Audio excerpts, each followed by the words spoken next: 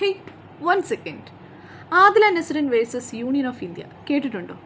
Big ബോസിലെ ആദിലയും നൂറെ അറിയാവോ?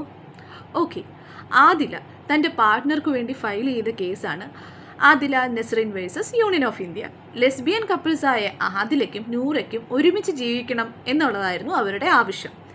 എന്നാൽ അതുവരെയുള്ള നമ്മുടെ സൊസൈറ്റി അതിന് എഗനിസ്റ്റായിട്ട് തന്നെയാണ് നിന്നിരുന്നത്.